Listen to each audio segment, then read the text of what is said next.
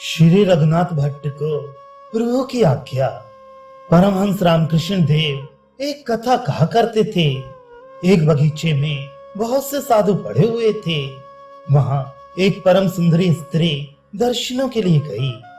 सभी साधु परम विरक्त थे। उन सबके गुरु आजन्म ब्रह्मचारी थे, इसलिए उन्होंने शिष्य भी ऐसे ही किए थे जिन्होंने जन्म से ही संसारी सुख ना भोगा हो।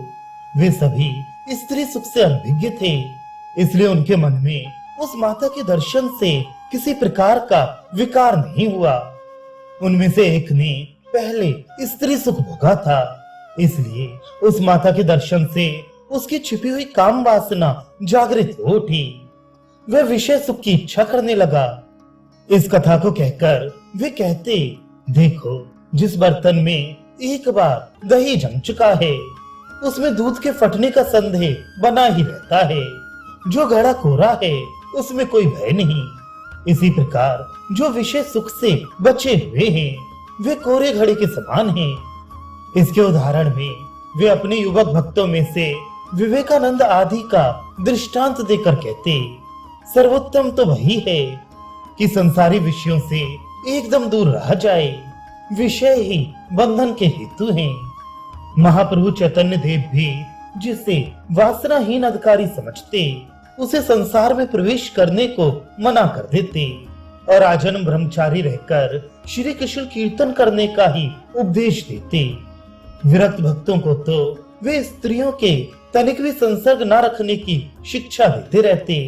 स्वयं कभी भी ना तो स्त्रियों की ओर आंख उठाकर देखते और ना उनके अंग का ही कभी स्पर्श करते। एक दिन की बात है कि आप टोटा यमेश्वर को जा रहे थे। उसी समय रास्ते में एक देवदासी कन्या अपने कोकिल कूजित कमनीय कंठ से महाकवि जयदेव के अमर काव्य गीत गोविंद के पद को गाती जा रही थी। बसंत का सुहावना समय था। नारी कंठ की मधुरमा से मिश्रित उस त्रिलोक पावन पद को सुनते ही प्रभु का मन मयूर नृत्य करने लगा।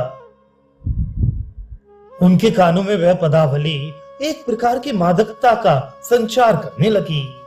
अपने प्रियतम के ऐसे सुंदर स्वरूप का वर्णन सुनते ही वे प्रेम में विवल हो गए और कानों से सुधा का संचार करने वाले उस व्यक्ति को आलिंगन करने के लिए दौड़े। प्रेम के उद्रेक में वे स्त्री पुरुष का भाव एकदम भूल गए। रास्ते में कांटों की बाढ़ लगी थी, उसका भी कुछ ध्यान नहीं रहा। पैर में कांटे चुभते जाते थे, किंतु आप उनके कुछ भी परवाह ना करके उस पद की ही ओर लक्ष्य करके दौड़े जा रहे थे।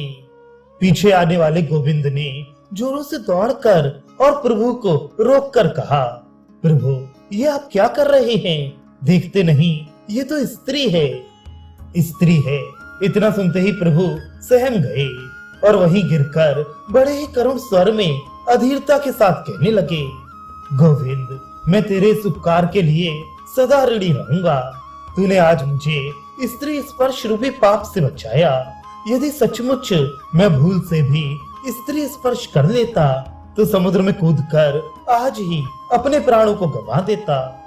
प्रभु की ऐसी दीनता युक्त बातें सुनकर गोविंद ने लज्जित भाव से कहा, प्रभु, आपकी रक्षा करने वाला मैं कौन हूँ? जगन्नाथ जी ने ही आपकी रक्षा की है। मैं भला किसी योग्य हूँ?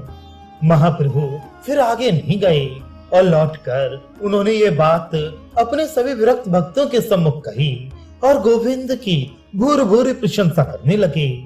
तभी आपने गोविंद से कहा, गोविंद, तुम सदा मेरे साथ ही रहा करो। मुझे अब शरीर का होश नहीं रहता। पता नहीं किस समय मैं क्या अनर्थ कर बैठूं। काशीवासी पंडित तपन मिश्र के पुत्र रघुनाथ भट्टाचार्य प्रभु के अनन्य सेवक थे। प्रभु जब काशी पधारे थे तभी इन्होंने प्रभु को आत्मसमर्पण कर दिया था। प्रभु के पूरी आ जाने पर इनकी पुनः प्रभु के पाद पद्मों के दर्शनों की इच्छा हुई। अतः ये काशी जी से गौड़ होते हुए नीलाचल की ओर चल दिए। रास्ते में इन्हें रामदास विश्वास नामक एक कायस्थ महाशय मिले। ये गौड़ेश्वर के दरबार में मुनीम थे। रामानंदी संप्रदाय के थे। वैसे बड़े भारी पंडित विनय और ब्राह्मण थे। वे भी जगन्नाथ जी के दर्शनों को जा रहे थे। रघुनाथ जी को देखकर उन्होंने प्रणाम किया और इतने योग्य साथी को पाकर वे परम प्रसन्न हुए।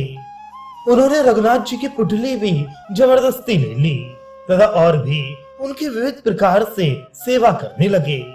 रघुनाथ जी इससे कुछ संकुचित होते और कहते, आप इतने बड़े पंडित हैं, इतने भारी प्रतिष्ठित पुरुष हैं, आपको मेरी इस प्रकार की सेवा करना शोभा नहीं देता। वे विनीत भाव से उत्तर देते, मैं नीच अधम छोटी जाति में उत्पन्न होने वाला भला आपकी सेवा कर ही क्या सकता हूँ। फिर भी जो मुझसे हो सकती है उससे आप मुझे वंचित न रखिए। साधु ब्राह्मणों की सेवा करना तो हमारा कर्तव्य है, हम तो इनके दास हैं। इस प्रकार दोनों ही बड़े आनंद के साथ प्रेम पूर्वक पुरी पहुंचे। पुरी में प्रभु के स्थान का पता लगाकर रघुनाथ जी वहां पहुंचे और उन्होंने प्रभु के पाद पद्मों में श्रद्धा भक्ति के सहित साष्टांग प्रणाम किया। प्रभु इन्हें देखकर अत्यंत प्रसन्न हुए और इनका आलिंगन करके तपन मिश्र तथा चंद्रशेखर आदि भक्तों की कुशल क्षेम पूछने लगे। रघुनाथ जी ने सभी की कुशल सुनाई और उनके प्रणाम भी निवेदन किए। प्रभु ने उस दिन रघुनाथ जी को अपने पास से ही प्रसाद पवाया और उनके रहने के लिए अपने ही स्थान में एक सुंदर सा स्थान दिया। 8 महीनों तक रघुनाथ भट्ट प्रभु के चरणों के समीप रहे। भोजन बनाने में तो वे बड़े ही प्रवीण थे। प्रभु को वे प्रायः अपने यहाँ भिक्षा कराया करते थे और उनके उच्छिष्ट प्रसाद को पाकर अपने को कृतकृत्य समझते।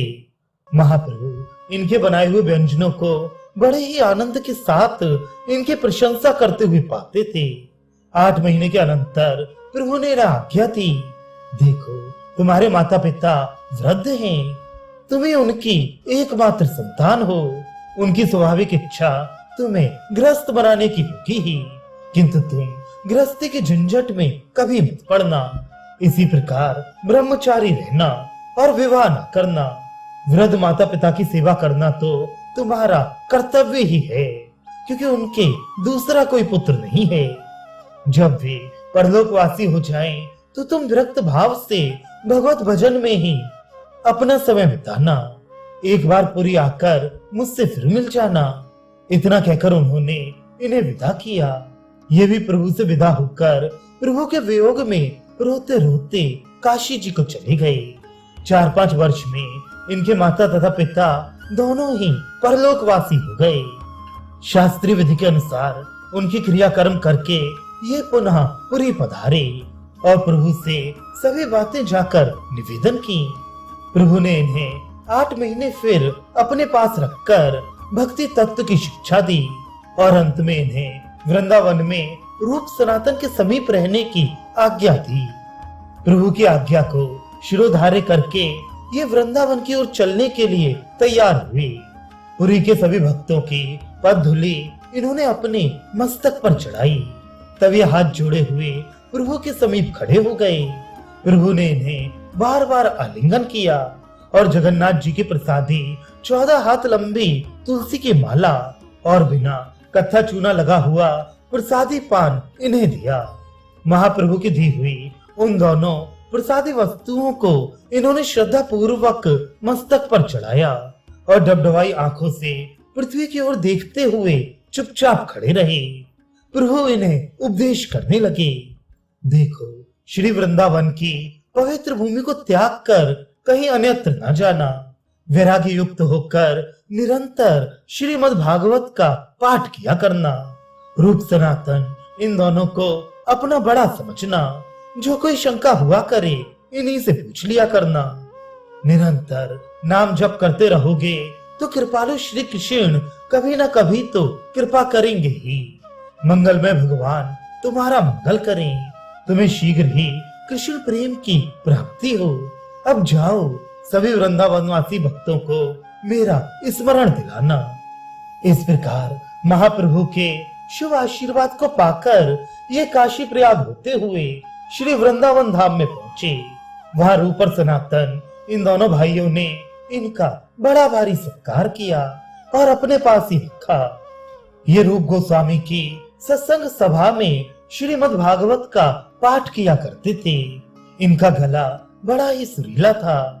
भागवत के श्लोकों को इतनी तान के साथ ही कहते कि सुनने वाले रोने लगते। एक ही श्लोक को कई प्रकार से कहते कहते स्वयं भी हिचकियां भर भर कर रोने लगते। इनका प्रेम अद्भुत था। ये सदा वृंदावन विहारी के प्रेम में छके से रहते थे। हृदय में श्री गोविंद जी का ध्यान था। जिव्या सदा हरे रस का पान करती रहती थी। साधुओं का सत्संग और ब्रह्मचर्य पूर्वक जीवन बिताना, इससे बढ़कर संसार में सुखकर जीवन और हो ही क्या सकता है। मनुष्यों ने संसार की सभी वस्तुओं को भयप्रद बताकर केवल एक वैराग्य को ही भय रहित माना है। ऐसा जीवन बिताना ही सर्वश्रेष्ठ वैराग्य है, जैसा कि राज ऋषि योगी राज भर्तहरि ने कहा है, भक्त भयहारी भगवान के पाद पद्मों में प्रीत हो। इस शरीर को नाशवान समझकर इसके प्रति अप्रीत हो। संसारी भाई बंधु तथा कुटुंबियों में ममता ना हो और हृदय में कामजन्य वासना का अभाव हो।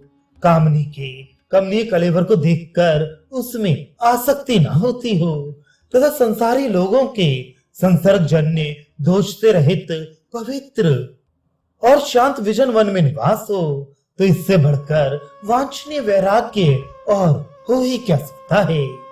सचमुच जो स्त्री संसर्ग से रहित होकर एकांत स्थान में ब्रह्मचर्य पूर्वक वृंदावन विहारी का ध्यान करता हुआ अपने समय को बिता रहा है, वह देवताओं का भी वंदनीय है। उसकी पदधूलि इस समस्त पृथ्वी को पावन बना देती है। वह नर रूप में साक्षात नारायण है, शरीरधारी ब्रह्म है और वैकुंठपति का परम प्रिय प्रधान पार्षद है।